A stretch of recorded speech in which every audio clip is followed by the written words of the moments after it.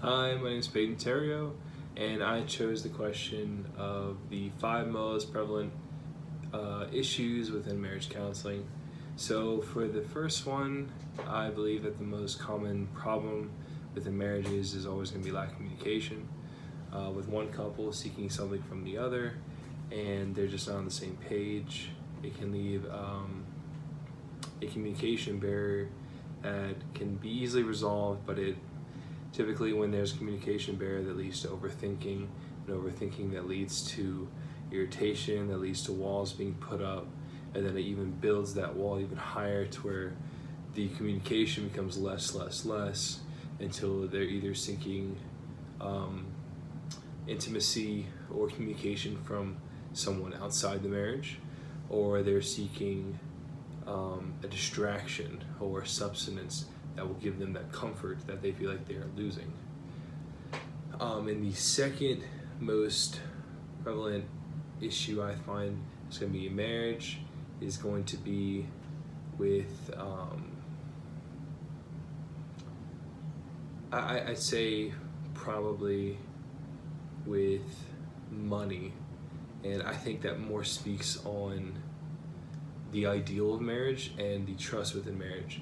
So the thing with money, a lot of times people put way too much trust in it. As you know, it's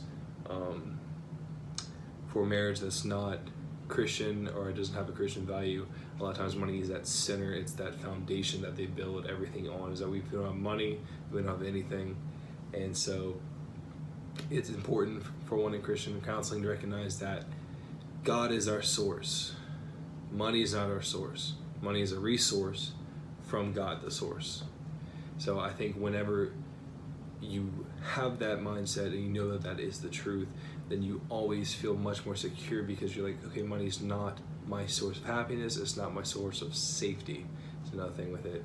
But God is my source, and God will provide. If I put my trust in God, then He will bring forward the resources that we need in order to succeed. Thirdly, I think another issue is boredom. And even though it seems such a very simple ideal, it can be very effective. And it kind of leaves a stale taste of the relationship.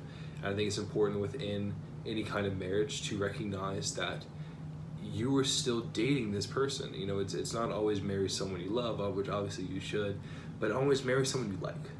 And I think that speaks the truth to the marrying your best friend.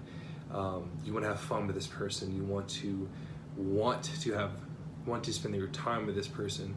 And I think when you have that kind of relationship, you want to continue dating is the main thing. You don't want to just, okay, we're married, it's the end of the line, that's all we got to do, we've crossed it, we're done. No, it's more in the sense of, I love this person and I want to spend the rest of my life with this person, but I need to continue for this relationship to grow. We're not just going to stop here. So I think continuing the marriage, continuing the dating is a huge part. Number 4, I think a lot of it's going to stem from the understanding of what a marriage is, but I think it's going to be the influence from members outside your marriage, which a big important thing to notice is when you get married to somebody that is your new family. You know, you love your mom, you love your dad, you love your cousin, your aunt, blah, blah, blah. But when you marry your husband and you marry your wife, that is your new family, and the decisions for that family come first before the other ones. Because that is your responsibility. You are to provide, you are to care, you are to trust, you are to love one another within that confined of marriage. And you cannot let outside influences always manipulate the marriage. Now, going outside your marriage to seek counsel is different than actually having the influencer speak into your ear about what you should do in your marriage. And the 5th one I'd say is with the children, whenever it gets to that stage, if you do have children, but most people do.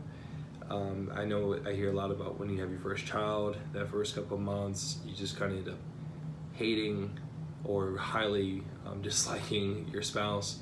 And I think the important part of that is to understand that the marriage is not always a 50-50. It's not always, I did my share of the kids, I got up in the middle of the night, the last 2 nights where it's not always the case.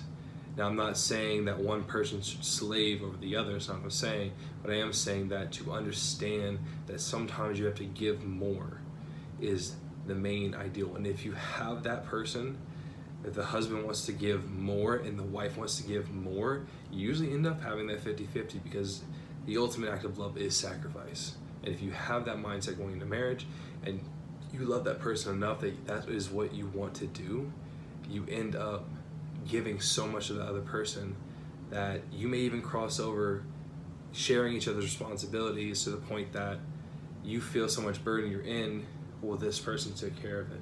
And you feel so much burden you're in, well, this other person took care of it. And I think that is the very healthy mindset to have, is that I scratch yours, you scratch mine, but we didn't talk about it and we just know, I love you enough that I'm going to reach over and help you because I see your need, same vice versa.